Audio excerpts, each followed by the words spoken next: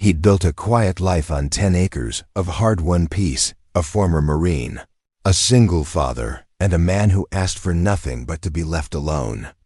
But when a convoy of black SUVs rolled onto his property without permission, and a billionaire heiress stepped out flanked by armed security, everything he'd fought to protect was suddenly on the line.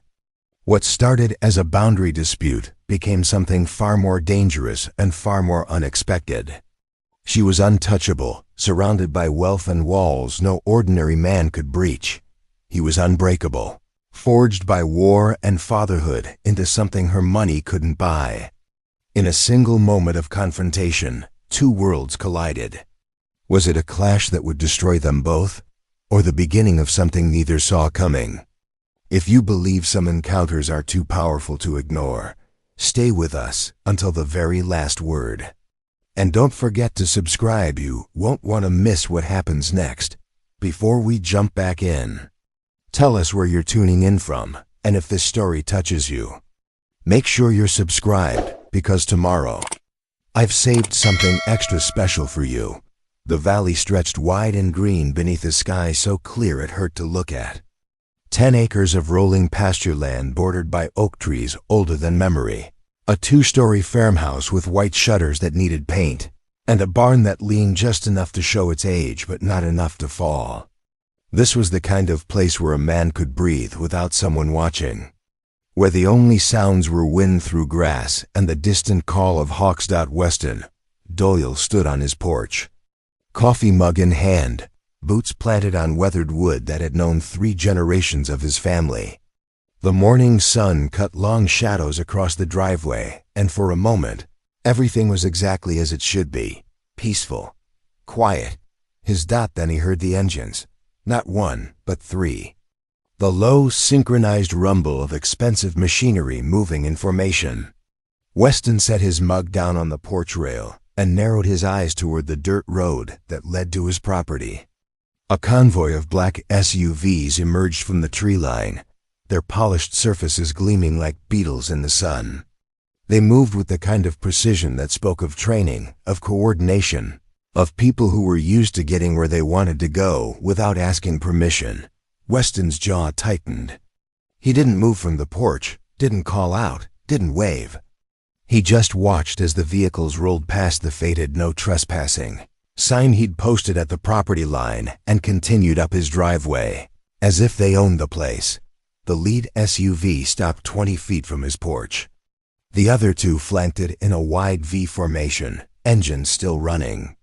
For a long moment, nothing happened. Then the rear door of the center vehicle opened, and a woman stepped out. She was tall, dressed in a charcoal gray suit that probably cost more than Weston's truck. Her dark hair pulled back in a way that suggested control down to the smallest detail. Her heels clicked against the gravel as she took 3 steps forward, then stopped, waiting as if the world would rearrange itself to suit her schedule. From the passenger side of the same SUV, a man emerged, broad-shouldered, wearing a tactical vest over a black shirt, sunglasses that hid his eyes, and the kind of expression that said he was paid to solve problems before they became problems. He didn't speak, just positioned himself 2 steps behind the woman and scanned the property with the methodical attention of someone trained to assess threats. 2 more men stepped out from the flanking vehicles. Same build, same gear, same posture. Security, professional, armed, though they kept their hands visible and their weapons holstered. Weston didn't flinch. He'd seen worse than 3 guys in tactical vests. He'd been worse than 3 guys in tactical vests. The woman tilted her head slightly, as if noticing him for the first time, though he knew damn well she'd clocked him the moment her vehicle crested the hill. She took a breath, smoothed the front of her jacket, and spoke. "Good morning. My name is Sienna Elliott. I represent Elliott Global Holdings. I believe there's been some confusion regarding the property boundaries in this area, and I'd like to discuss a potential resolution that benefits both parties." Her voice was smooth, practiced, the kind of tone that had closed deals in boardrooms across the country. But there was something else underneath it. A faint thread of expectation, as if she was already certain this conversation would end the way she wanted. Weston took his time. He lifted his coffee mug, took a slow sip, then set it back down on the railing. When he finally spoke, his voice was calm, flat, and edged with the kind of patience that comes just before it runs out. There's no confusion. This is my land. Has been for 30 years. You're standing on it without permission. Sienna's expression didn't change, but something flickered in her eyes. Surprise, maybe. Or irritation. She glanced at the man beside her, who pulled a tablet from a shoulder bag and tapped the screen a few times before handing it to her. According to county records, she said. Her tone still measured. There's a disputed easement running through this section of the valley. My company has been in negotiations with the previous landowner to secure access rights for a development project. I was under the impression those negotiations were ongoing. Weston stepped down from the porch. Not fast, not aggressive, just deliberate. The kind of movement that said he wasn't going to be talked down to from 20 feet away. He stopped at the bottom of the steps, hands loose at his sides, and looked at her directly. The previous landowner sold me this property 8 years ago. Clean title. No easements. No disputes. If someone told you otherwise, they lied. The lead security officer shifted his weight. Just a fraction, but enough that Weston noticed. His hand didn't move toward his weapon, but the message was clear. They were ready if this went sideways. Sienna handed the tablet back to her associate and took a half step forward. Her heels sank slightly into the gravel, but she didn't seem to notice. Her focus was entirely on Weston now, assessing him the way someone might assess a piece of machinery that wasn't functioning as expected. Mr. Doyle, I'm not here to create conflict. I'm here to find a solution. If there's been a miscommunication, we can sort that out. But I do need access to this land. My team has already begun surveying the northern ridge, and we're on a very tight timeline. Weston's eyes darkened. Your team is where? The northern ridge, she repeated, as if it were the most natural thing in the world. We've been working there for the past 3 days. I assumed you were aware. For a moment, the only sound was the wind moving through the oaks and the low idle of the SUV engines. Weston's hands didn't ball into fists, but his shoulders squared in a way that made the security team tense. You've been on my land. For 3 days. Without asking. Sienna's composure slipped, just barely. A faint crease appeared between her brows. We were told the access rights were being finalized. If that information was incorrect, I apologize. But the work is underway, and stopping now would cost my company a significant amount of money. I'm prepared to offer compensation for any inconvenience. Weston took another step forward. Not threatening, but closing the distance enough that the conversation became something other than a business transaction shouted across gravel. I don't want your money. I want you off my property. The security officer on Sienna's left shifted his stance. His voice was low, professional, directed at Weston but clearly meant for everyone. Sir, let's keep this civil. Ms. Elliott is trying to resolve this respectfully. Weston turned his gaze to the man. There was no heat in it, no anger. Just the kind of cold, steady focus that comes from years of making life or death decisions in the span of a heartbeat. Civil is me asking you to leave. Uncivil is what happens if you're still here in 5 minutes.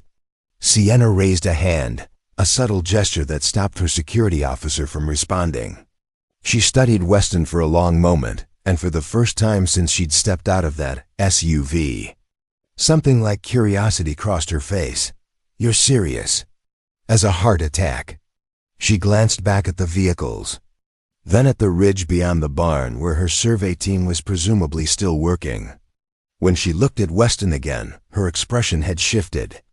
Less boardroom, more calculation. I'll pull my team off the ridge, today, but I'm not walking away from this project. If we can't come to an agreement, I'll pursue this through legal channels. Weston's voice didn't rise, but it didn't soften either.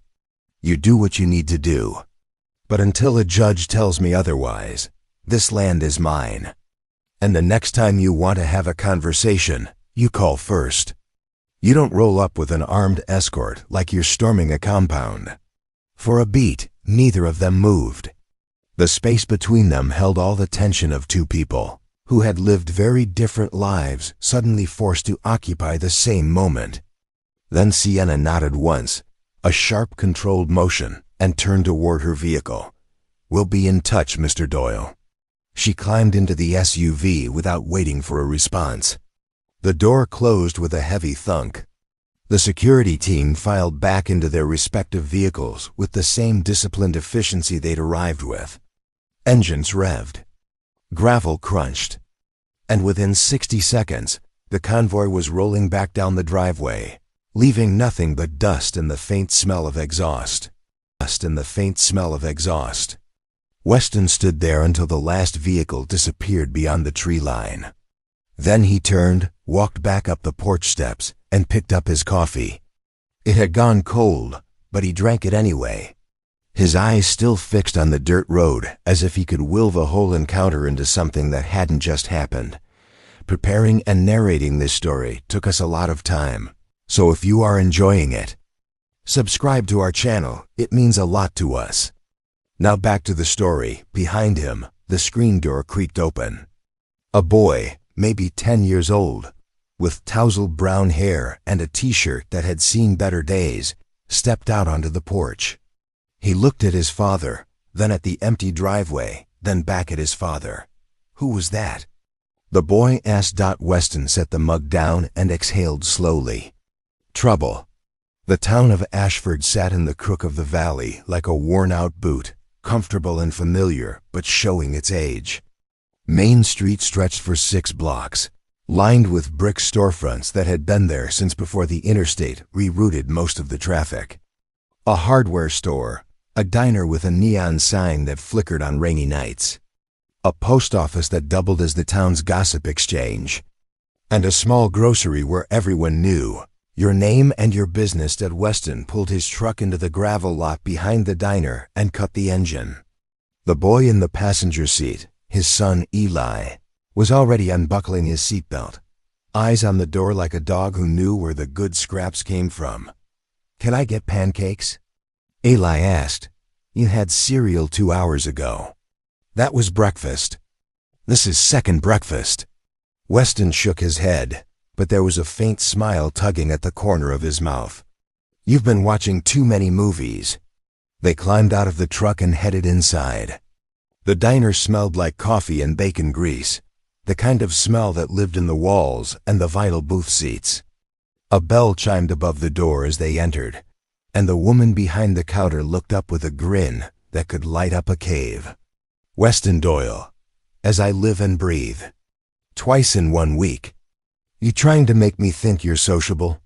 Her name was Tessa McCarthy, and she'd been running the diner since her father passed 10 years ago. She was sharp-tongued, quick with a coffee pot, and had a memory for faces that bordered on supernatural. Just feeding the kid, Weston said, sliding into a booth by the window. Eli climbed in across from him and immediately started building a tower out of the sugar packets. Tessa walked over with 2 menus, though she didn't bother handing them out. She already knew what they'd order. Heard you had some fancy visitors this morning, she said, pouring coffee into the mug in front of Weston without asking. Black SUVs, suits, the whole parade. Weston raised an eyebrow. Word travels fast. Honey, in this town, word travels before it even happens. So what did they want? Weston glanced at Eli, who was now stacking creamer cups on top of the sugar packets with the kind of focus usually reserved for diffusing bombs. He lowered his voice just enough to keep the conversation between adults. They think they own my land. Or part of it. Some development company trying to push through. Tessa's expression darkened. Elliott Global? Weston's eyes sharpened. You know them? Know of them. They've been sniffing around the county for months. Bought up half the ridge on the east side. Started surveying land they don't own yet. Talking about resorts and luxury housing. Lot of folks are nervous. They should be. Tessa leaned against the edge of the booth, arms crossed. You planning to fight them? Planning to keep what's mine. She studied him for a moment, then nodded with the kind of approval that only comes from people who've known you long enough to see past the armor. Good, someone needs to. Most folks around here will roll over the second a lawyer waves a checkbook in their face. Ellilee's tower collapsed, and he let out a dramatic sigh. Tessa grinned and tousled his hair. Pancakes, kiddo? Yes, please. And for you? She asked, looking at Weston. Same, and keep the coffee coming. Tessa walked back toward the kitchen, and Weston turned his gaze out the window.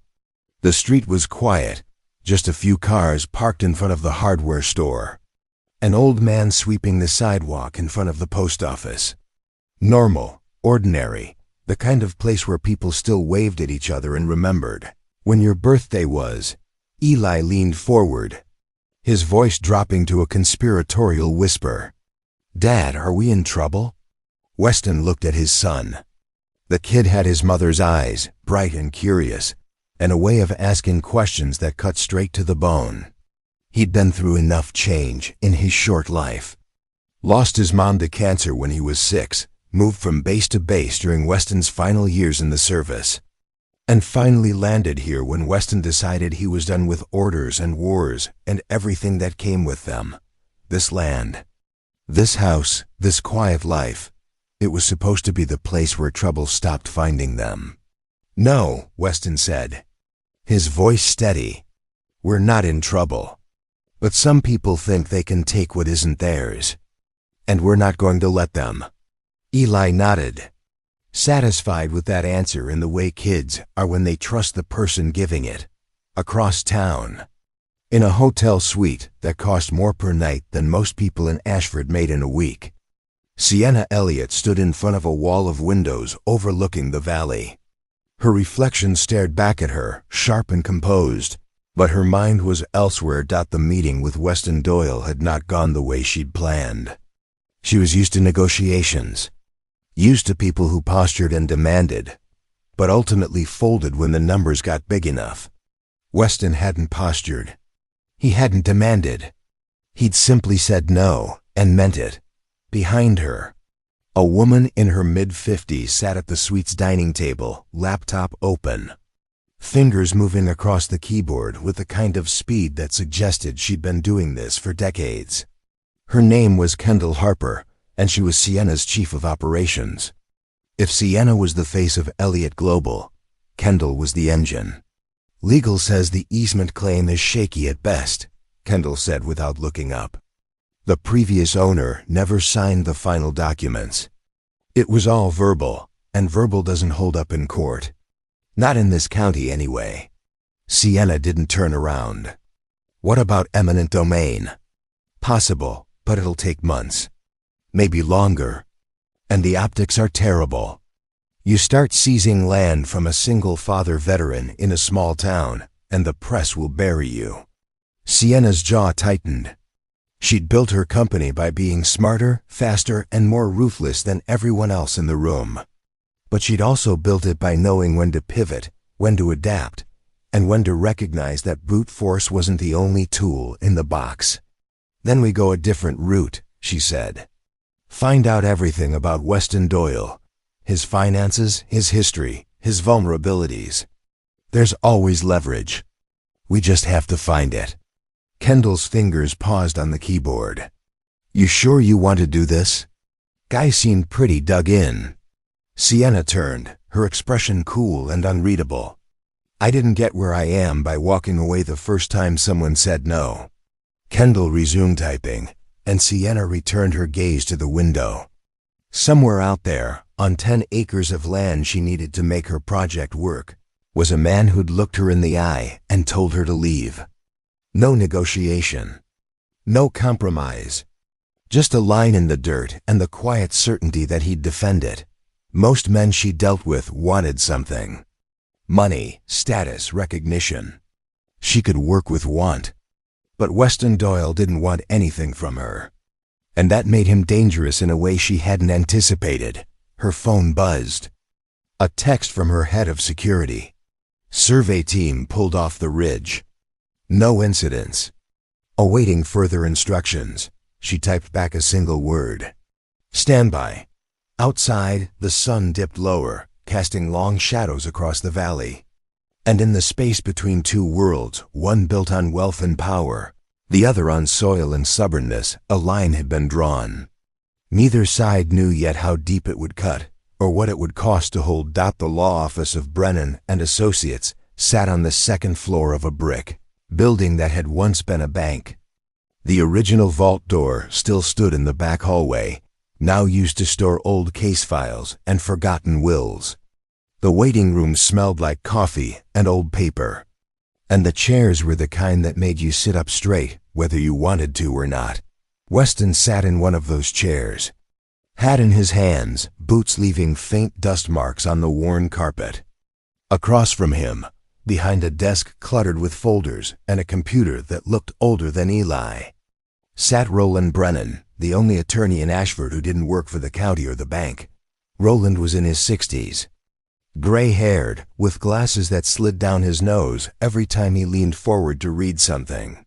He'd handled Weston's property purchase 8 years ago. And he'd done it with the kind of thoroughness that made you trust him even when the news wasn't good. Right now, the news wasn't good. They're not bluffing, Roland said, tapping a stack of papers on his desk. Elliott Global filed a formal claim with the county yesterday. They're arguing that the previous landowner entered into a verbal agreement granting them access rights to the northern section of your property. They've got affidavits, survey maps, even a few emails that suggest negotiations were ongoing. Weston's expression didn't change, but his knuckles went white around the brim of his hat. Verbal agreements don't mean anything.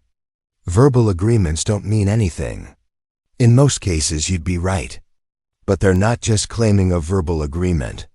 They're claiming it was part of a larger transaction that was interrupted when the previous owner passed away.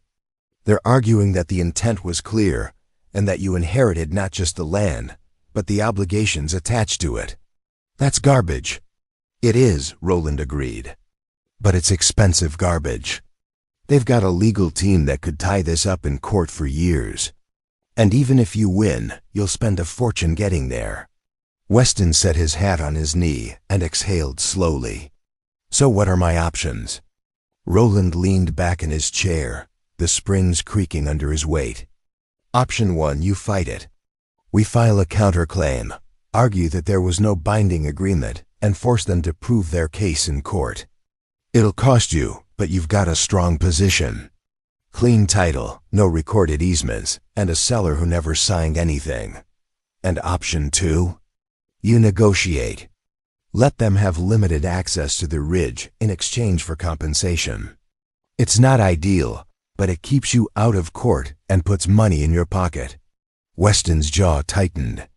I'm not selling pieces of my land to people who think they can just take what they want.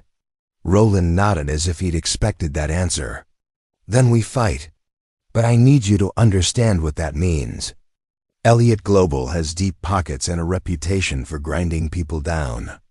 They'll drag this out, file motion after motion, and make it as painful as possible. You need to be ready for that.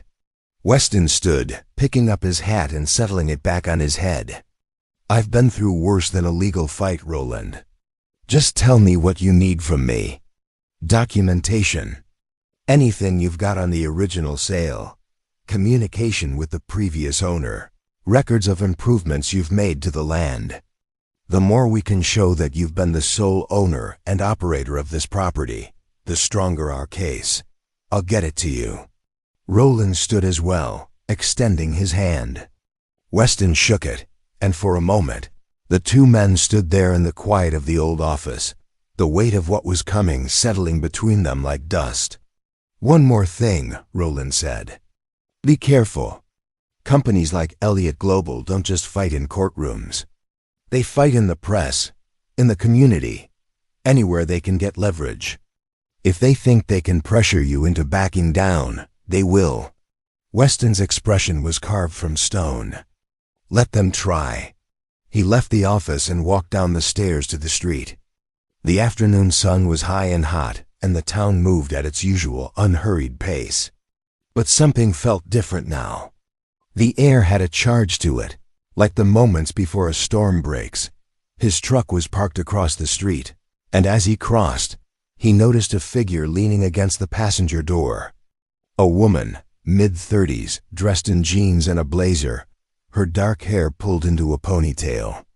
She had a camera hanging from a strap around her neck and a notebook tucked under one arm. "Mr. Doyle?" She called out as he approached. Weston stopped a few feet away, his eyes narrowing. "Who's asking?" She pushed off the truck and extended a hand. "Piper Stone. I'm a reporter with the Valley Observer. I was hoping I could ask you a few questions about the situation with Elliott Global." Weston didn't take her hand. "No comment." Piper lowered her hand but didn't back off. "I understand you're in a difficult position, but this story is bigger than just your property. Elliott Global has been moving through this county like a steamroller, and a lot of people are scared. If you're willing to stand up to them, that's news. I'm not looking to be news. I get that. But whether you like it or not, you already are. They filed their claim publicly. It's part of the county record. People are talking." Weston's hand moved to the door handle, but he paused. "What people?" "Neighbors. Business owners. Folks who've been watching Elliott Global buy up land and push out anyone who won't sell.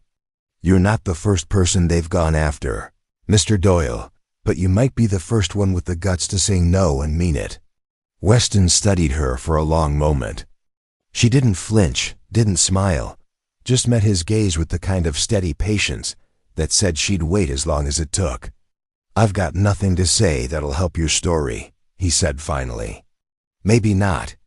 But if you change your mind, here's my card." She pulled a business card from her pocket and held it out. When he didn't take it, she set it on the hood of his truck and stepped back. "For what it's worth," she added, "I think you're doing the right thing." Weston didn't respond. He climbed into his truck, started the engine, and pulled away from the curb, leaving Piper Stone standing on the sidewalk with her notebook and her camera and a story that was just beginning to take shape. Back at the hotel suite, Sienna stood in front of a presentation screen, watching as Kendall walked her through the latest updates. Survey data, environmental reports, projected timelines. Everything was on track except for one 10-acre plot of land sitting right in the middle of the access route they needed. "We can reroute," Kendall said, gesturing to the map. "It adds 3 months to the timeline and increases costs by 15%, but it's doable." "No," Sienna said. "We're not rerouting. We're not delaying. We're solving this." Kendall closed her laptop and looked at Sienna with the kind of expression that comes from years of working together. "You're taking this personally. I'm taking it seriously. There's a difference, is there?" Sienna turned away from the screen and walked to the window.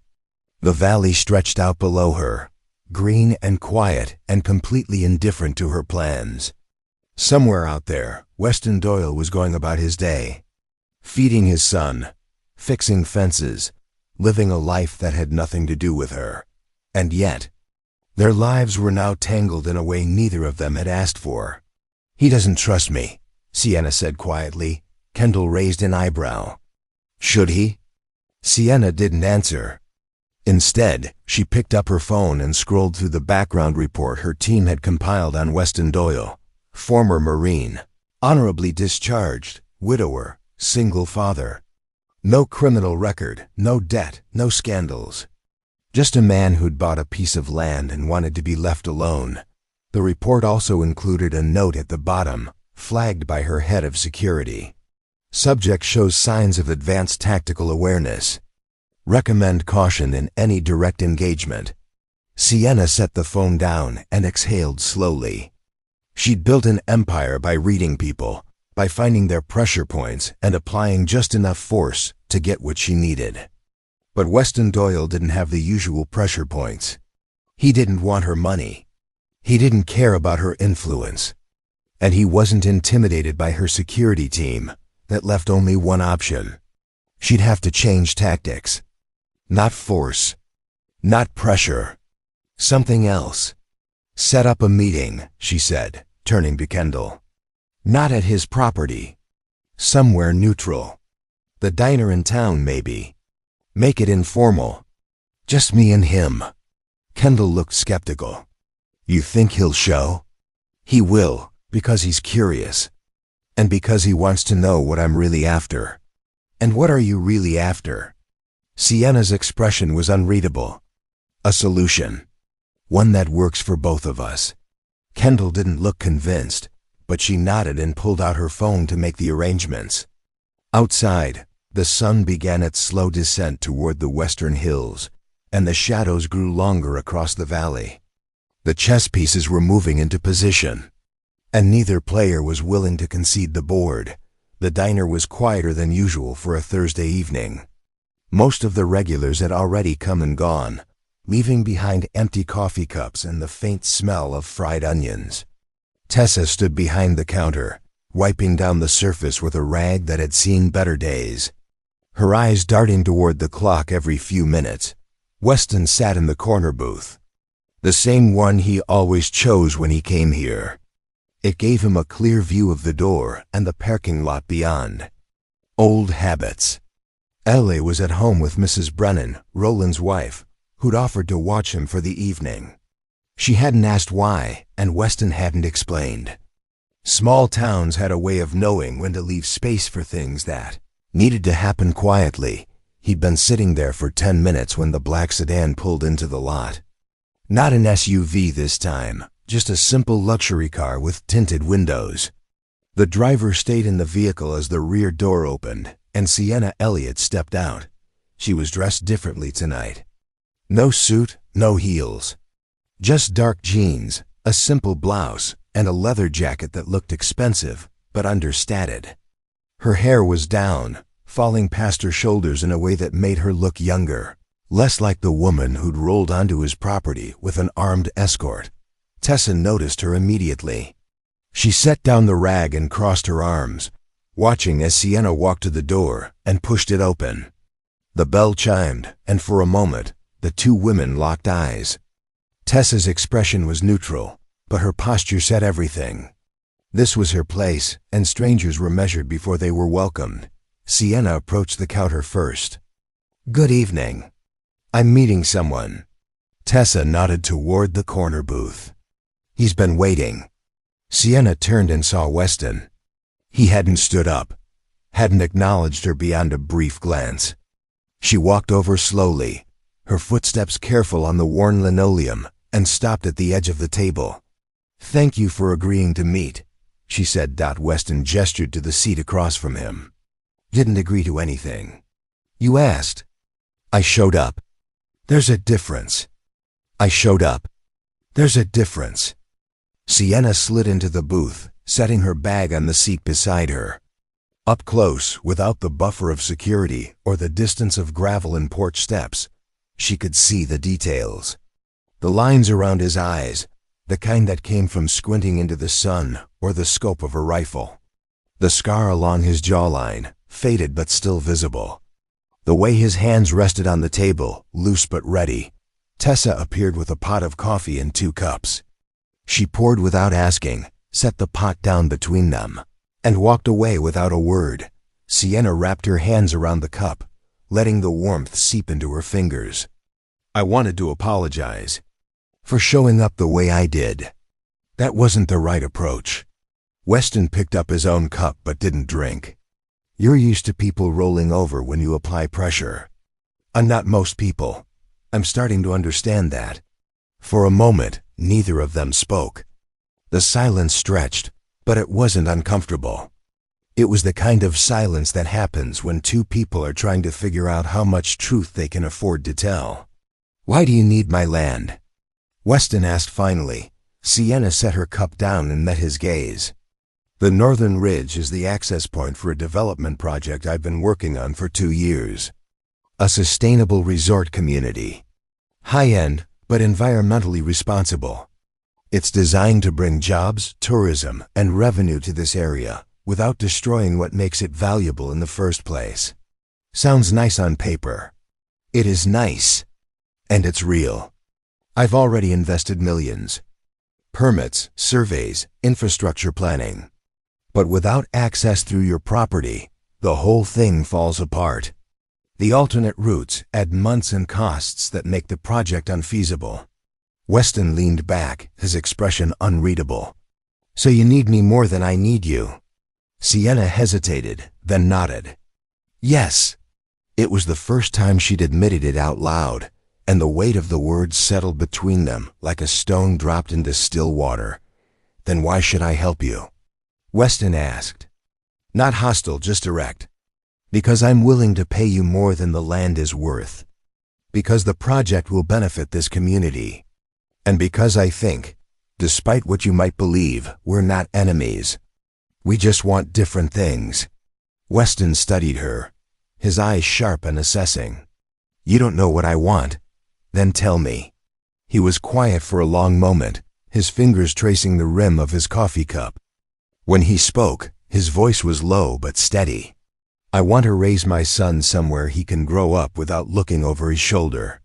I want him to know what it feels like to own something that can't be taken away by someone with more money or more lawyers. I want peace. And your project, no matter how pretty you paint it, threatens that. Sienna absorbed the words, feeling the weight of them in a way she hadn't expected. She'd heard 1,000 pitches, 1,000 justifications, 1,000 reasons why people wanted what they wanted. But there was something different in the way Weston spoke. No performance, no posturing. Just the truth, plain and unadorned. I understand, she said quietly. Do you? She looked out the window at the darkening sky and the valley beyond. I grew up in a house where everything was conditional. Love, approval, safety. It all depended on performance, on being the right version of myself at the right time. I spent my whole life building something that couldn't be taken away. My company, my reputation, my control. So yes, I understand wanting something solid. Something that's yours. Weston's expression softened, just a fraction. It wasn't trust, not yet, but it was recognition. A crack in the armor. Tessa reappeared with 2 plates of pie, setting them down without comment. Apple, still warm, with steam curling off the lattice crust. She walked away before either of them could refuse it. Sienna looked down at the pie, then at Weston. Is this a peace offering or a test? Both, Weston said, picking up his fork. Tessa doesn't waste good pie on people she doesn't think are worth the effort. Sienna took a bite. The pie was perfect, sweet and tart, and exactly what she needed without knowing she needed it. She closed her eyes for a moment, letting herself enjoy something simple and uncomplicated. When she opened them, Weston was watching her. Not with suspicion, but with something closer to curiosity. You're not what I expected, he said. Neither are you. They ate in silence for a while. The tension between them easing into something that wasn't quite friendship, but wasn't hostility either. Outside, the last of the daylight faded, and the streetlights flickered on one by one. I can't give you the land, Weston said finally. But I'll think about a compromise. Limited access, specific terms, and a contract that protects my property and my family. No promises. But I'll think about it.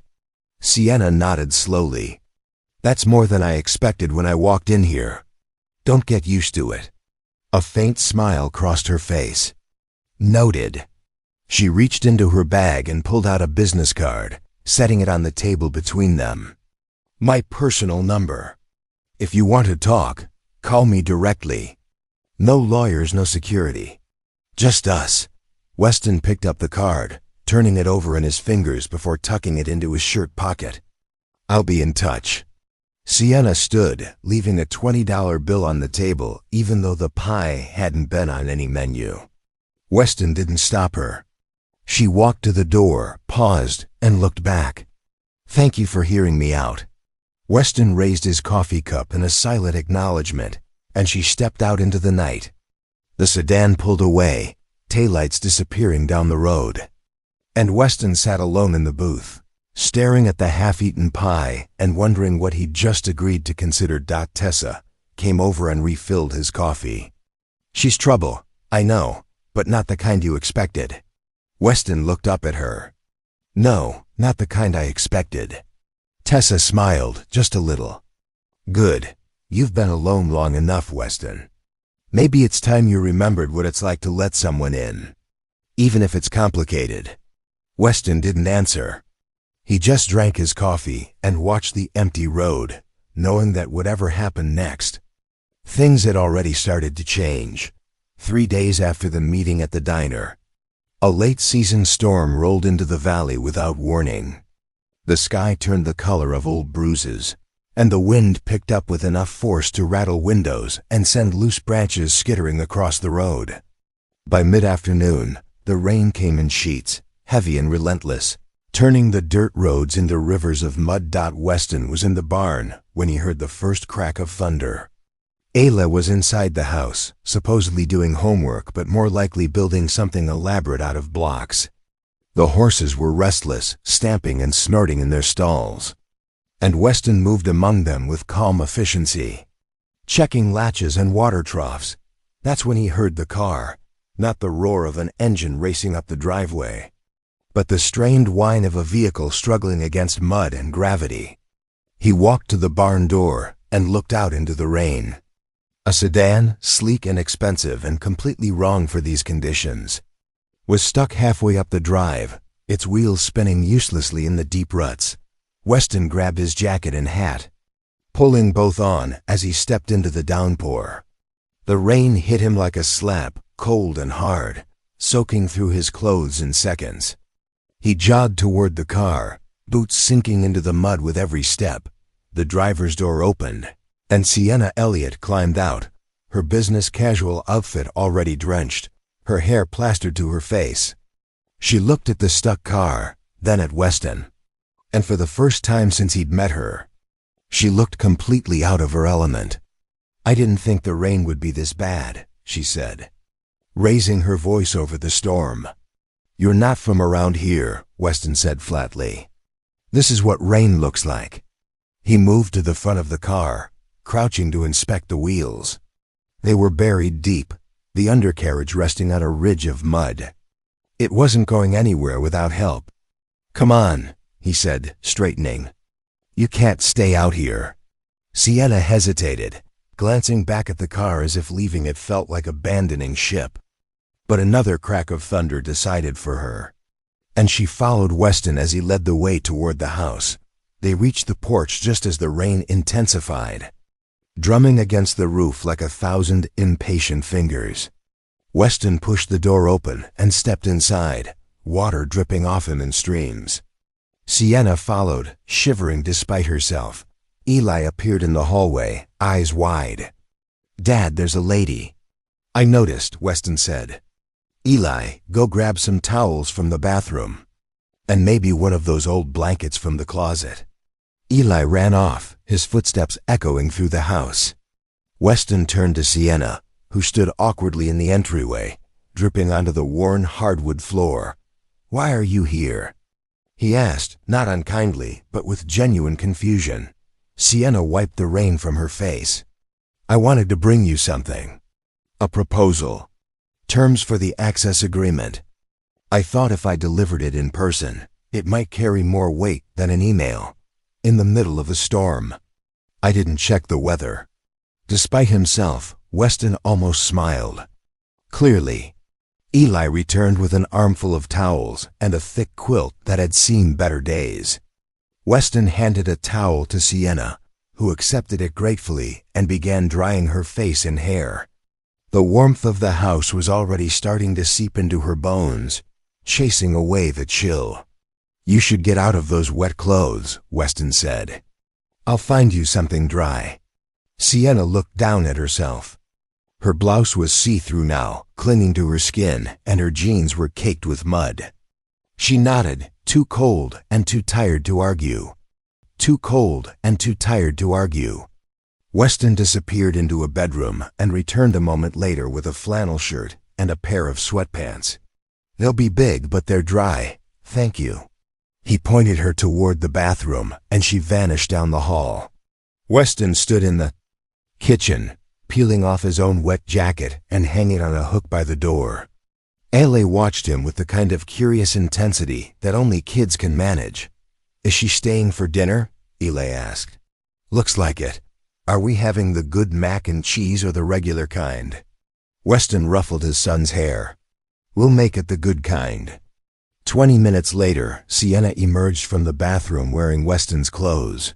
The sleeves of the flannel rolled up 3 times and the sweatpants cinched tight at the waist. Her hair was still damp, but she'd pulled it back into a loose braid. She looked smaller somehow, less like a billionaire and more like someone who'd just walked through a storm and survived. Weston was at the stove, stirring a pot of something that smelled rich and savory. Eli sat at the kitchen table, coloring in a notebook with the focused determination of an artist. "Hope you like chili," Weston said without turning around. "I do," Sienna said, though she couldn't remember the last time she'd eaten anything that hadn't been catered or delivered. She sat down across from Eli, who looked up from his coloring and studied her with the unflinching honesty of a child. "You're the lady who wants Dad's land," Eli said. Sienna blinked. "I am. Are you a bad guy?" "Eli," Weston said, a warning in his voice. "It's okay," Sienna said. She looked at Eli, considering the question seriously. "I don't think I'm a bad guy. But I think your dad and I want different things, and that makes it complicated." Eli nodded as if this made perfect sense. "Dad says complicated is just another word for hard work." Sienna glanced at Weston, who shrugged. Kids got good instincts. They ate together at the small kitchen table, bowls of chili steaming in front of them, cornbread on the side. The storm continued to rage outside, but inside the house, it was warm and quiet. Sienna found herself relaxing in a way she hadn't in years, the constant hum of her phone and her schedule and her obligations fading into the background. Ailey told a rambling story about a frog he'd found by the creek, complete with sound effects and dramatic reenactments. Weston listened with the patience of a father who'd heard 1,000 such stories and would happily hear 1,000 more. And Sienna, despite herself, laughed. After dinner, Eli was sent to bed with only minimal protest. Weston and Sienna moved to the living room, where a fire crackled in the old stone fireplace. Sienna sat on the couch, the quilt draped over her shoulders, and Weston settled into an armchair across from her. "You didn't have to do this," Sienna said. "Let me in, feed me, give me dry clothes," I intruded. "You got stuck in a storm," Weston said. "What kind of person would I be if I left you out there? Most people would." "Then most people are idiots." Sienna smiled, a real smile this time, not the polished version she wore in boardrooms. "You're not what I expected, Weston Doyle. You keep saying that, because it keeps being true." They sat in silence for a while, the fire casting flickering shadows on the walls. Outside, the storm began to ease, the rain softening from a roar to a steady patter. "I brought the proposal," Sienna said, reaching for her bag, which Weston had brought in from the car. She pulled out a folder, slightly damp but still intact, and handed it to him. Weston opened it and scanned the first page. Access rights limited to a specific route, duration capped at 18 months, financial compensation, liability protections, and a clause that required all work to be approved by him in advance. "This is fair," he said, looking up at her. "I'm not trying to take advantage of you. I'm trying to find a solution." Weston set the folder down on the coffee table. "I'll read through it properly. Talk to my lawyer. But yeah, this looks like something I can work with." Sienna exhaled, relief washing over her. "Thank you." "Don't thank me yet. I haven't signed anything." "Still, this is more than I hoped for." The fire popped, sending a spray of sparks up the chimney. Sienna pulled the quilt tighter around her. shoulders, and for a moment, she looked almost vulnerable. "Can I ask you something?" Weston said. "Sure. Why does this project matter so much to you? You've got money, success, everything most people dream of. Why fight this hard for a resort in the middle of nowhere?" Sienna was quiet for a long time, her eyes on the fire. When she finally spoke, her voice was softer than he'd ever heard it. "Because I want to build something that lasts. Something that isn't just about profit or power. My father built an empire, but it was hollow. All transactions, no heart. When he died, I inherited it, and I've spent 10 years trying to turn it into something real. This project, this valley, it's my chance to prove that you can do good business and good work at the same time." Weston nodded slowly. "That's a better answer than I expected." "You keep saying that too." They talked late into the night, the conversation drifting from business to family, to the kinds of stories people tell when the walls come down. Weston told her about his time in the service, the things he'd seen and the reasons he'd walked away. Sienna told him about growing up in a world where everything had a price tag, even love. By the time the storm passed and the stars began to poke through the clouds, something had shifted between them. Not friendship, not yet, but the beginning of understanding. A recognition that maybe, just maybe, they were more alike than either had wanted to admit. The morning after the storm, the valley looked scrubbed clean. Sunlight poured through the trees, and the air smelled like wet earth and fresh grass. Weston stood on his porch with a cup of coffee, watching as a tow truck pulled Sienna's sedan out of the mud. She stood nearby, back in her own clothes, which had dried overnight by the fire. "I'll send someone to fix the ruts in your driveway," she said as the sedan was loaded onto the flatbed. "Don't worry about it," Weston said. "Rain does that every year. I'll smooth it out." She turned to face him, and for a moment, neither of them spoke. The easy intimacy of the night before still lingered, but the daylight brought reality back with it. "I meant what I said," Sienna said, "about the proposal. I'll wait for your answer." "I'll call you," Weston said. She nodded, climbed into the tow truck's passenger seat, and disappeared down the driveway. Weston watched until she was out of sight, then turned back to the house where Eli was already awake and demanding pancakes. 2 days later, everything changed. Weston was in town picking up supplies when he ran into Piper Stone, the reporter, outside the hardware store. She had her notebook out and a look on her face that made his stomach tighten. "Mr. Doyle, do you have a minute?" "Not really. I think you'll want to hear this." She pulled out her phone and showed him a photograph. It was grainy, taken from a distance, but clear enough. Weston and Sienna sitting together in the diner, leaning close over the table, the body language intimate. "Where did you get this?" Weston asked, his voice hard. "It's been making the rounds online. Someone posted it with a caption suggesting that you and Ms. Elliott have been, let's say, friendlier than the public realizes." Weston's jaw clenched. "That's garbage. I know. But perception is everything. There are already people saying you're being paid off, that the whole property dispute is just theater. Who's saying that?" Piper hesitated. "I can't reveal my sources, but it's coming from inside Elliott Global.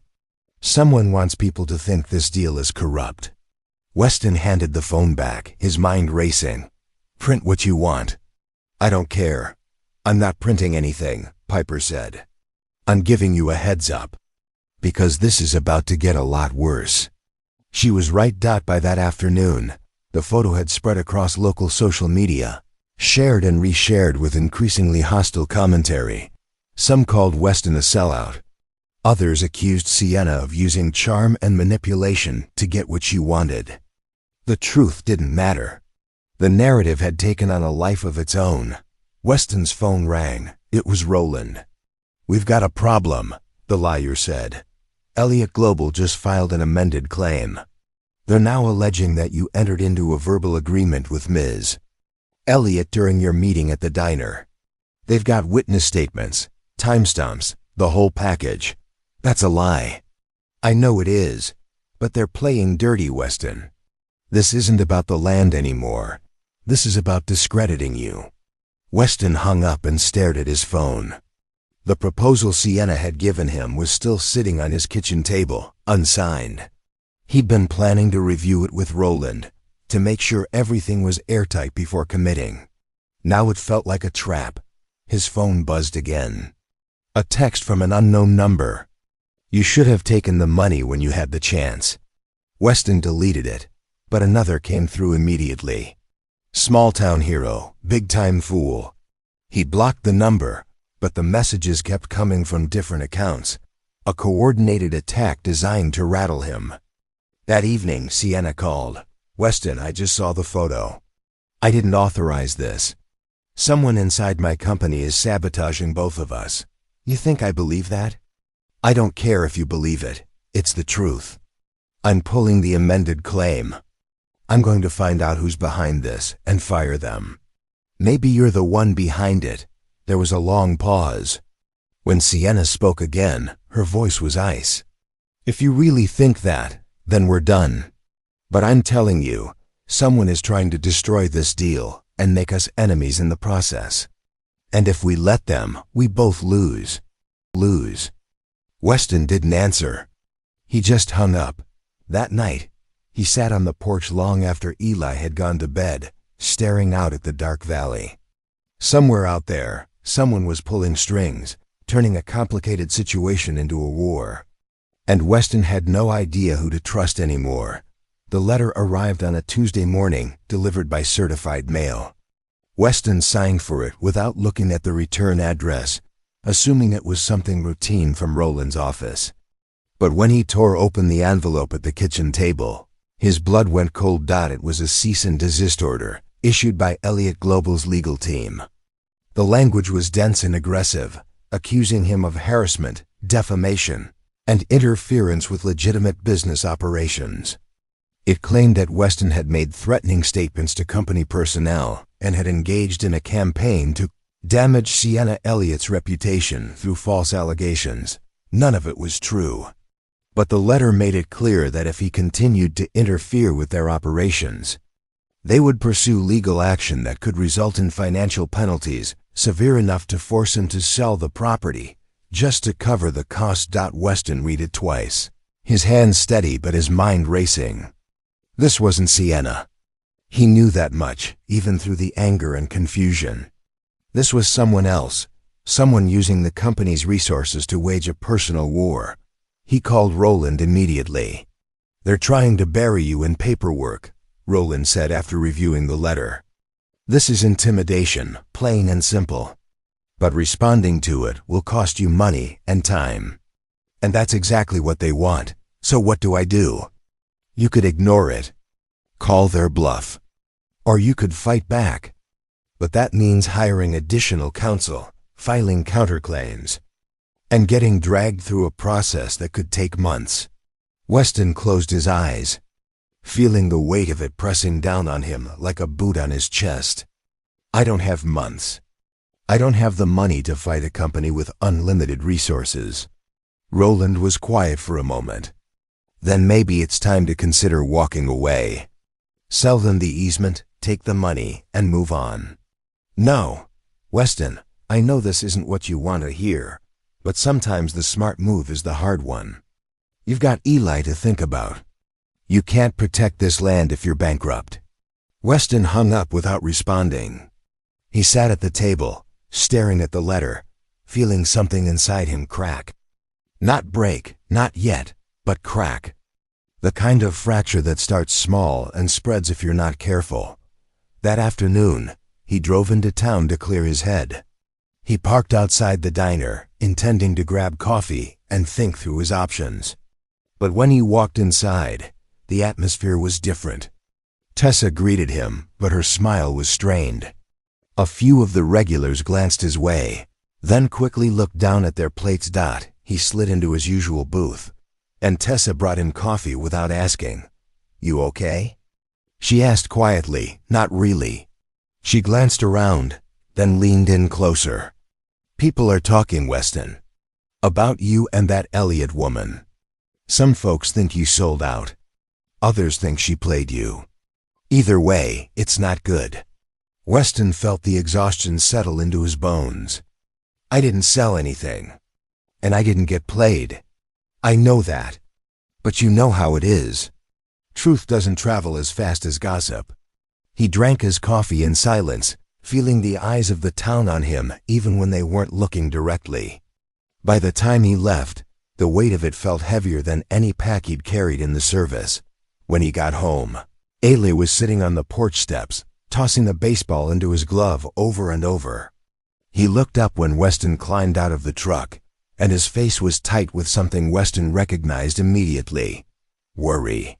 Hey kiddo, Weston said, sitting down beside him. What's going on? Eli kept his eyes on the baseball. Kids at school were saying stuff. About you. About some lady. They said you're gonna lose the house. Weston's chest tightened. That's not true. Then why are they saying it? Because people talk, Eli. And sometimes they don't know what they're talking about. Eli finally looked up at him, his eyes wide and searching. Are we gonna be okay? Weston wanted to say yes. Wanted to promise that everything would be fine, that they'd weather this storm the way they'd weathered every other one. But the words caught in his throat, because for the first time in a long time, he wasn't sure. Instead, he pulled Eli close and wrapped an arm around his shoulders. We're gonna do everything we can to make sure we are. That's all I can promise right now. Eli nodded against his side, and they sat there together as the sun dipped lower in the sky, casting long shadows across the land Weston had fought so hard to keep, across the valley. In her hotel suite, Sienna sat in front of her laptop, staring at the internal audit report Kendall had just sent over. The findings were damning. Someone inside Elliott Global had been leaking information, manipulating documents, and using company resources to wage a personal campaign against both her and Weston. The name at the center of it all was Colin Shaw, her VP of Acquisitions, a man she'd trusted for 5 years, someone who'd been with her since the early days of the company's expansion. Kendall stood nearby, arms crossed. He's been working with a competing firm. They wanted the Valley project to fail so they could swoop in and buy the land at a discount. He's been feeding them information and sabotaging your negotiations from the inside. Sienna's hands curled into fists. Where is he now? I've already suspended his access to company systems. He's in his office waiting for you. Sienna stood, her face a mask of controlled fury. Good, let's go. The confrontation was brief and brutal. Colin tried to justify himself, claiming he was protecting the company from a bad investment, that Sienna's obsession with the Valley project was clouding her judgment. But when she showed him the evidence, the emails, the financial transfers, the coordination with outside parties, he had nothing left to say. You're fired, Sienna said, her voice cold and final. And I'm referring this to law enforcement. You didn't just betray me. You committed fraud. Colin left the building escorted by security, and Sienna returned to her suite feeling hollow. She'd won that battle, but the war with Weston felt further away than ever. She tried calling him. The phone rang 4 times, then went to voicemail. She didn't leave a message. What could she say that would make any of this better? That night, Weston stood at the edge of his property, looking out over the land as the stars began to appear. Ela was asleep inside, safe and warm, but Weston couldn't shake the feeling that everything he'd built was slipping through his fingers. He thought about Sienna, about the night of the storm when they'd sat by the fire and talked like 2 people who understood each other. He thought about the proposal still sitting unsigned on his table, about the promise of compromise that now felt like a trap, and he thought about walking away, about selling the land, taking Eli somewhere new, and starting over where no one knew his name or his battles. But even as the thought crossed his mind, he knew he wouldn't. This land was his. This life was his. And he'd be damned if he let anyone take it without a fight. Inside the house, his phone buzzed with a text. He pulled it out and saw Sienna's name.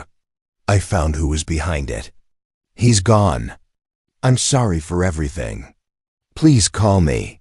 Weston stared at the message for a long time. Then he turned off his phone and walked back inside, closing the door behind him. Morning came too early.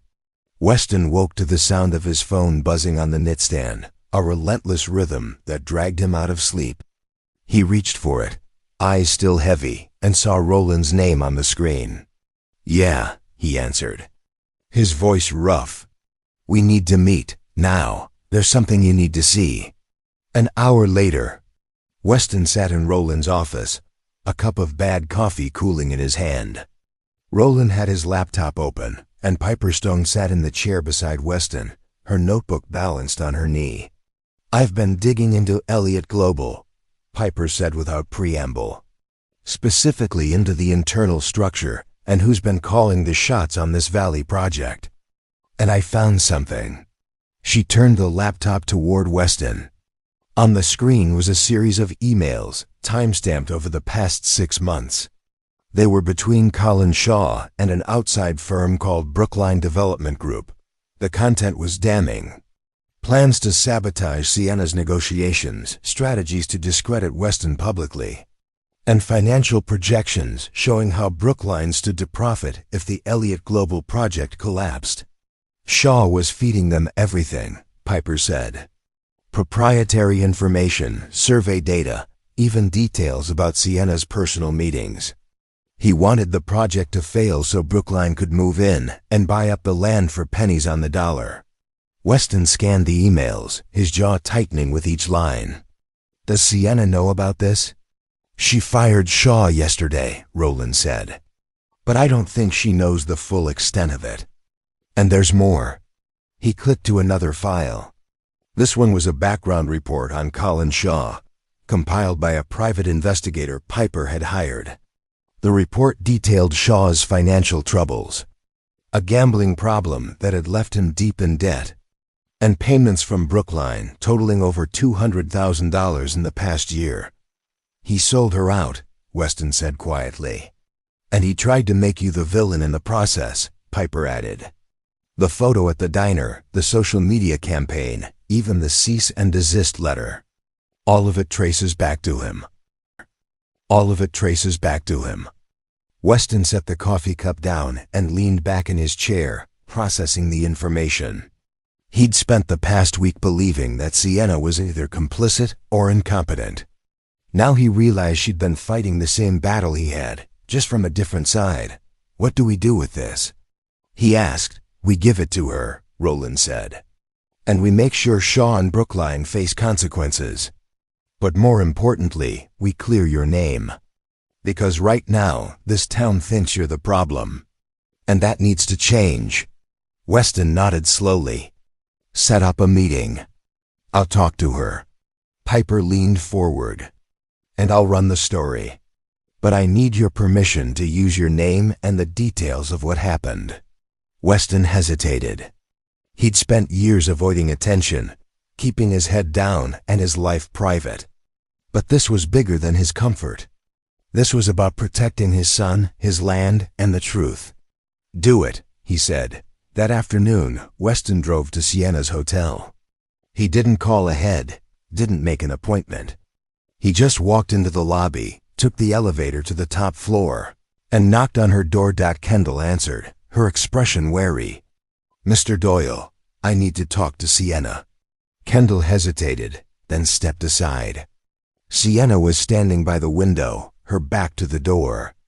She turned when she heard his voice, and for a moment, neither of them moved. I got your text, Weston said. I wasn't sure you'd respond. He crossed the room and handed her a flash drive. This is everything.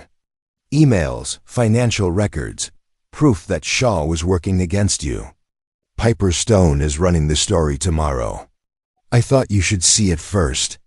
Sienna took the drive, her fingers brushing his for just a second. She walked to the desk, plugged it into her laptop, and began reading. Weston watched as her expression shifted from confusion to anger to something that looked like grief. When she finished, she closed the laptop and turned to face him. I trusted him. For 5 years, I trusted him. I know. And he used that trust to destroy everything I was trying to build. Weston stepped closer. He didn't destroy it. He tried, but he failed. Because you're still here, and so am I, and we can still fix this. Sienna looked at him. Really looked at him, and for the first time since the storm, the walls between them came down. I'm sorry, she said, her voice breaking just a little. For all of it.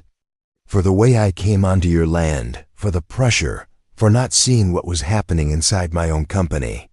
You don't have to apologize for someone else's choices. But I do. Because it's my name on the company. My responsibility. Weston reached out and placed a hand on her shoulder, a simple gesture that carried more weight than words. Then let's make it right. Together. Sienna nodded, and for the first time in days, she felt like she could breathe. The next morning, Piper's story broke. It was thorough, well-sourced, and devastating in its clarity. Within hours, it had been picked up by regional outlets, then national ones. Colin Shaw's betrayal became the headline, not Weston's supposed corruption. The narrative shifted overnight. Social media, which had been so quick to condemn, now flooded with support for both Weston and Sienna. People praised Weston for standing his ground, and Sienna for rooting out the rot in her own company. In Ashford, the tone changed too. Tessa called Weston personally to apologize for doubting him. Neighbors stopped by the property to offer their support. Even the kids at Eli's school seemed to move on, the gossip replaced by new, less interesting topics. But the real victory came 3 days later, when Brookline Development Group's CEO was arrested on charges of corporate espionage and fraud. The investigation into Colin Shaw widened, and the legal consequences began to pile up. Weston and Sienna met one more time that week, this time at his property. They walked the northern ridge together, surveying the land that had caused so much conflict. I still need access, Sienna said. But I want to do it the right way. With your full approval. No shortcuts, no pressure. Weston looked out over the valley, the place he'd fought so hard to protect. Then let's draw up new terms. Fair ones. And this time we both sign. Sienna extended her hand, and Weston shook it. The gesture was simple, but it marked the beginning of something neither of them had expected. Not just a business arrangement, but a partnership built on mutual respect and hard-won trust. The town hall meeting was scheduled for 7 o'clock on a Thursday evening. But by 6:30, every seat was filled. People lined the walls, crowded into the doorways, and spilled out onto the front steps of the old municipal building. The air inside was thick with anticipation and the smell of too many bodies in too small a space. Ashford hadn't seen this kind of turnout in years. Not since the county threatened to close the elementary school, and the whole town had rallied to save it. But this was different. This wasn't about preserving something old. This was about deciding what kind of future they wanted. Weston sat in the second row, Eli beside him, the boy's legs swinging nervously under the wooden bench. Roland sat on Weston's other side, a briefcase full of documents resting at his feet. Across the aisle, Sienna sat with Kendall, her posture straight and composed, but Weston could see the tension in her shoulders at the front of the room. Mayor Patricia Vance called the meeting to order with 3 sharp raps of her gavel. She was a no-nonsense woman in her early 60s, silver-haired and sharp-eyed. Someone who'd lived in Ashford her entire life and had seen administrations and businesses come and go.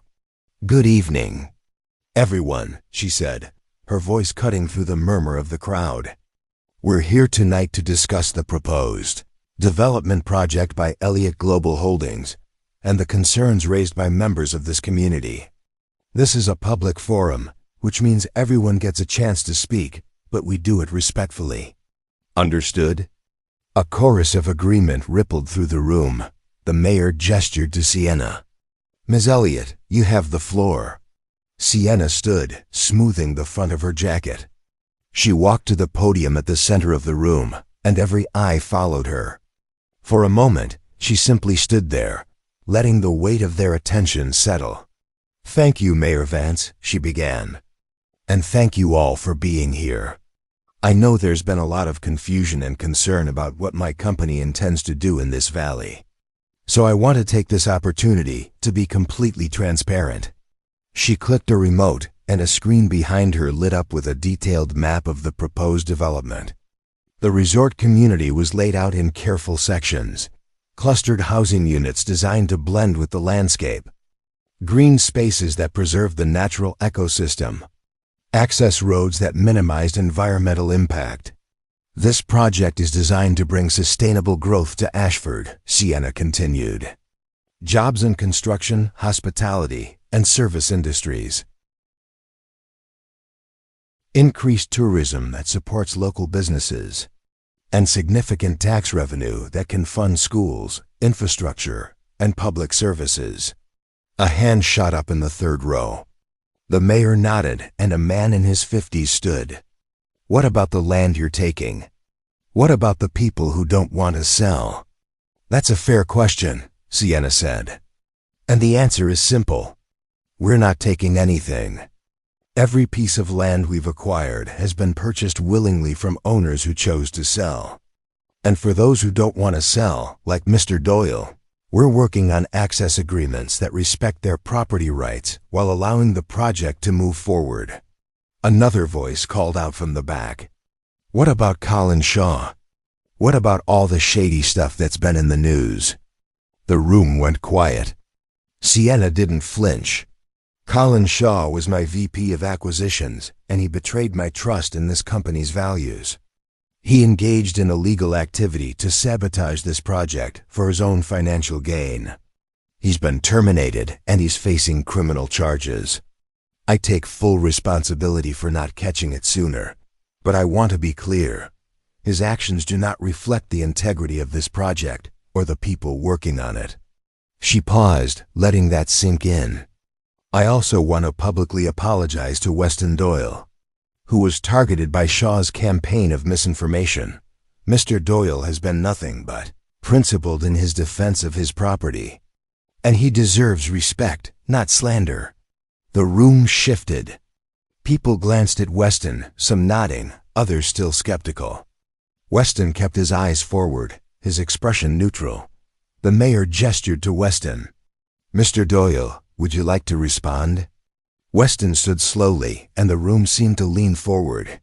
He walked to the podium, and Sienna stepped aside, giving him space. He looked out at the crowd, at the faces of people he'd known for years, and some he'd only seen in passing. "I'm not a public speaker," he began, his voice steady but quiet. "And I'm not here to tell you what to think. But I am here to tell you what I know." He gripped the edges of the podium. "When Elliott Global first came onto my land, I was ready to fight. Because I've spent my whole life learning that if you don't stand your ground, someone will take it from you. And I wasn't going to let that happen to me or my son." He glanced at Eli, who was watching him with wide, serious eyes. "But over the past few weeks, I've learned something else. I've learned that not everyone who walks onto your land is trying to take it. Sometimes they're just trying to find a path forward. And sometimes, if you're willing to listen, you can find one together." He turned to look at Sienna. "Ms. Elliott and I didn't start off on the right foot, but she's proven to me that she's not here to destroy this valley. She's here to build something that can benefit all of us if we let it. A murmur ran through the crowd. Weston continued. "I'm signing an access agreement with Elliott Global. It's limited, it's specific, and it protects my property and my rights. But it also allows this project to move forward.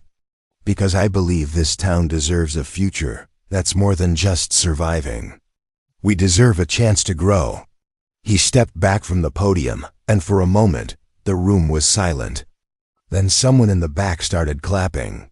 Slowly, others joined in, until the applause filled the hall. The mayor banged her gavel again, calling for order. Thank you, Mr. Doyle. Now we'll open the floor for questions and comments. For the next hour, people spoke. Some voiced concerns about traffic, about environmental impact, about whether the jobs would really go to locals or be filled by outsiders.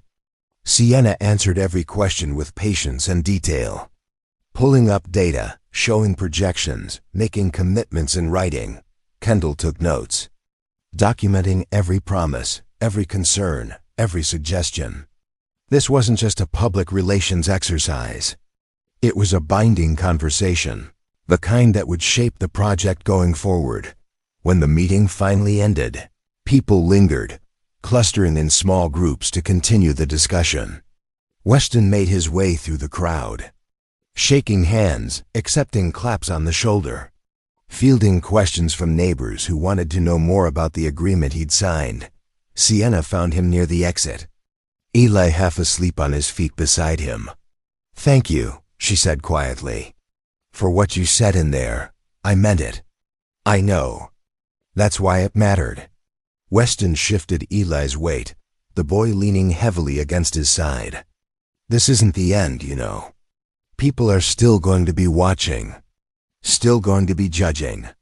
"I know," Sienna said, "but we gave them a reason to believe. And that's a start." Weston nodded. "It is." They stood there for a moment, the noise of the hall fading around them. Two people who'd started as adversaries and had somehow found their way to the same side. Outside, the night air was cool and clear. Weston loaded Eli into the truck, the boy mumbling something about pancakes before falling asleep against the window.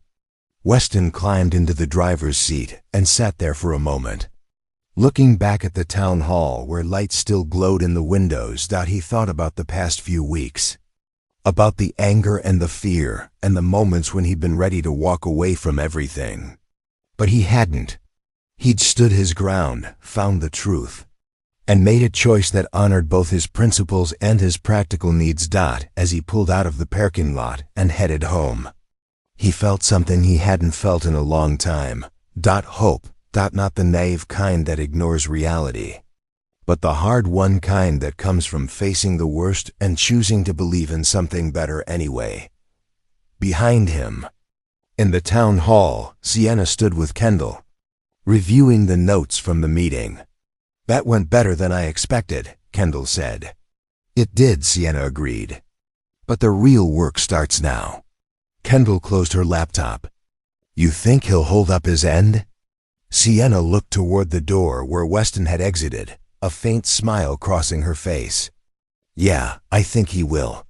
And for the first time since this whole battle began, she believed they might actually pull this off.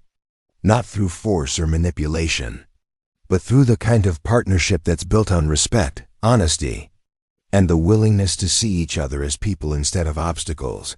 The crowd began to disperse, filing out into the night, carrying with them the seeds of a future that hadn't been written yet, but was starting to take shape. And in the space between what was and what could be, something new was growing, something worth fighting for. 6 months later, the valley had changed in ways both visible and subtle. The construction on the northern ridge had begun, carefully managed and monitored by a team that included local workers and environmental specialists. The access road cut through Weston's property followed the exact path outlined in the agreement, marked by stone pillars that Sienna had insisted on installing, each one engraved with a simple phrase, "Built with respect." Weston stood on his porch one Saturday morning, coffee in hand, watching as a crew worked in the distance. The sound of machinery was faint from this distance, more like a hum than a roar. Eli was in the barn, working on a project of his own, building a treehouse with wood that Sienna's construction team had donated. A car pulled up the driveway, and Weston recognized it immediately. Sienna's sedan, the same one that had gotten stuck in the mud all those months ago. She'd kept it, claiming it reminded her of the night everything started to change. She stepped out, dressed casually in jeans and a light sweater, her hair pulled back in a ponytail. She carried a basket in one hand and waved with the other. "Morning," she called as she approached the porch.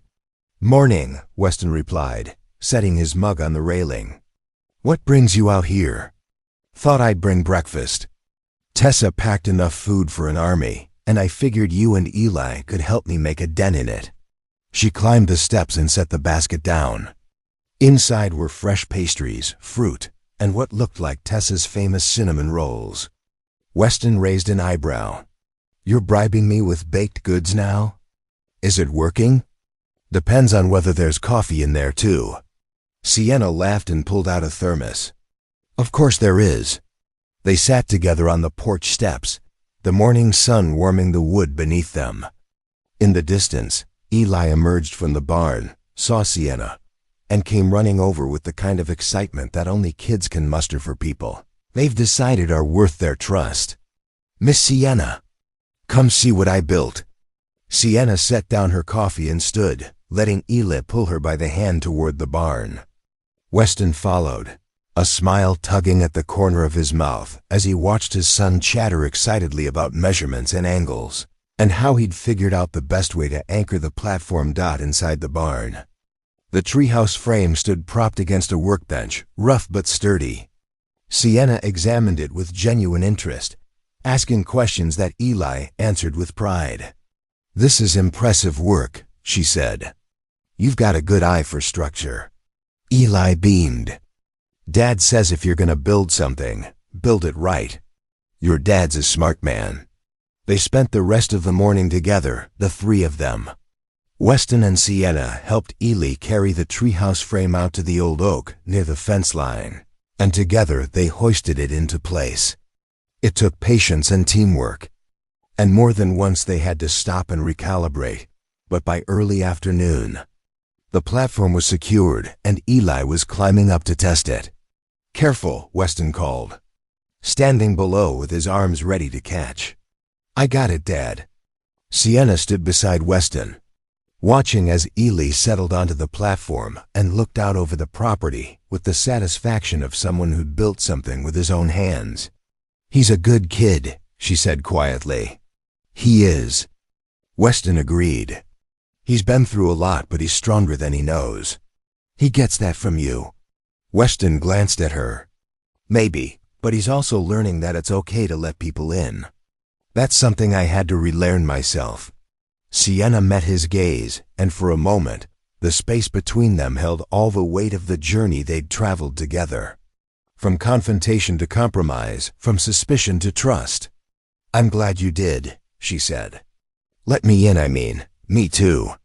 Eli called down from the treehouse. "Can Miss Sienna stay for lunch?" Weston looked at Sienna, a question in his eyes. She smiled. "I'd like that."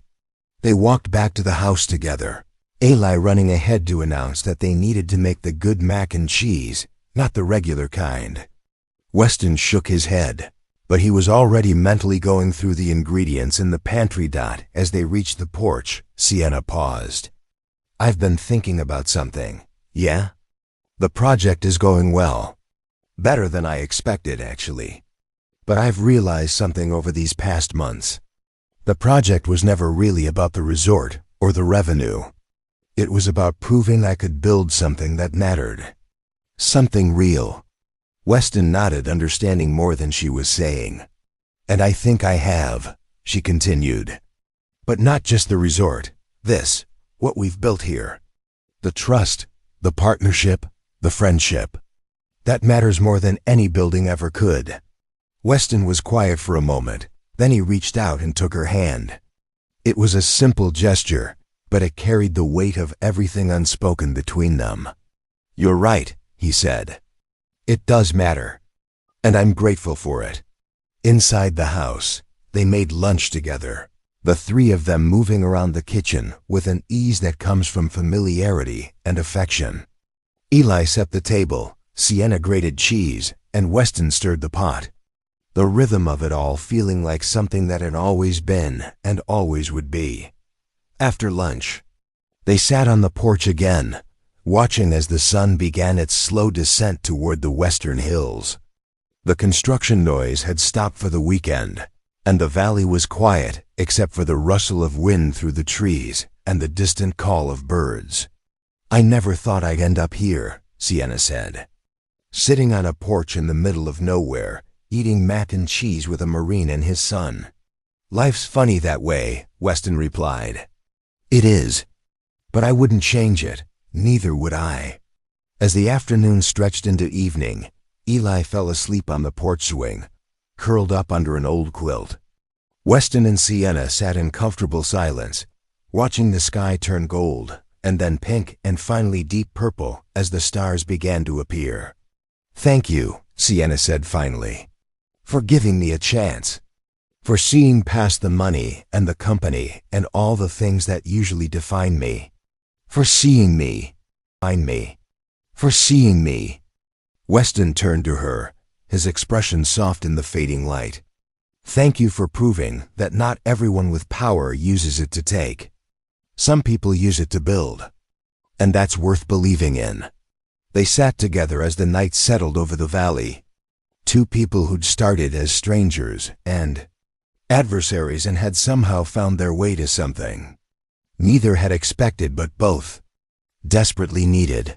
A partnership built on respect, a friendship built on truth, and a future built on the kind of foundation that doesn't crumble when the storms come.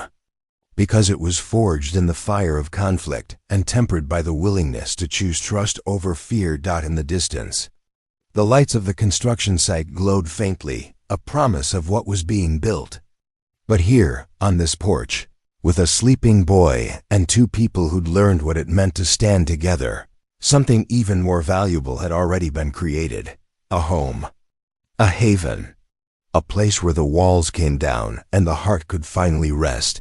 And as the first stars blinked into existence overhead, Weston and Sienna sat side by side, knowing that whatever came next, they'd face it the way they'd faced everything else. Together. Up next, you've got two more standout stories right on your screen. If this one hit the mark, you won't want to pass these up. Just click and check them out. And don't forget to subscribe and turn on the notification bell so you don't miss any upload from us.